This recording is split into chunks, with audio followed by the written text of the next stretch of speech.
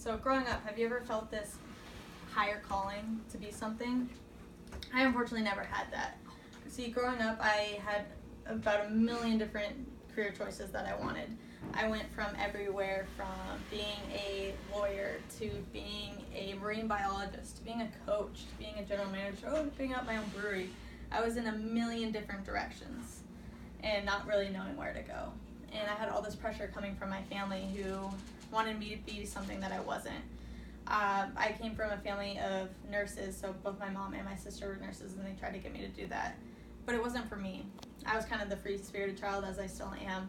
But growing up, I definitely had a need to, I was involved in sports all my life, and I had this need to go ahead and implement that into what I wanted as a career. So whenever I actually started thinking about it, I thought about what I could do.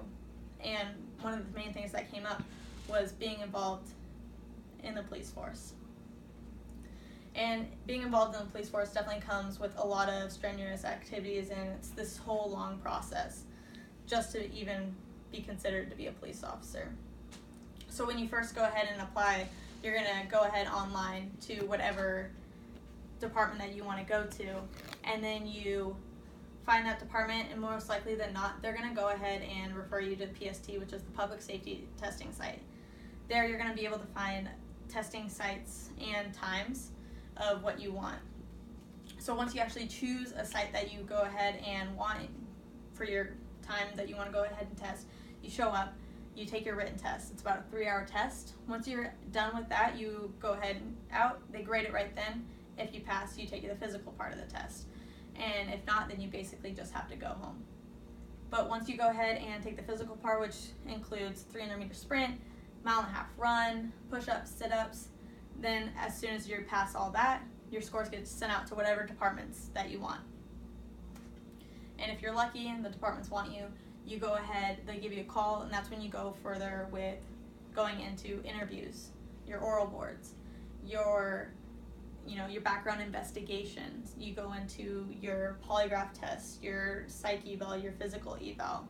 And then that whole process, which can take about 3 to 5 months total from testing all the way done to your psych and physical evals, is when it can take about 3 to 5 months for just that.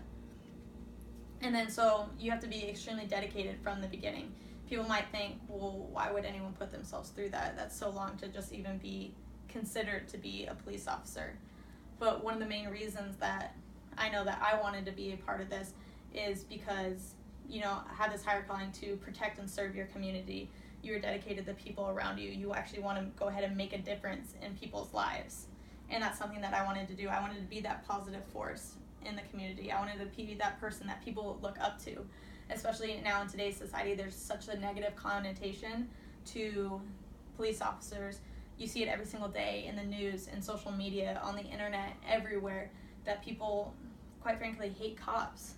And I wanted to be the person to change that and say, okay, not all cops are bad.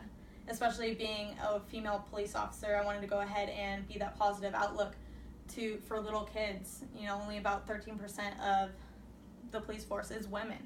I wanted to be that role model for little girls to look up and say, okay, I can do this job in a field full of men. Lastly, I know I kind of spoke about it earlier about, growing up, sports was a huge part of my life. But one of the main reasons that I love sports so much was being involved, and you were on a team. And that's something that the police department offered.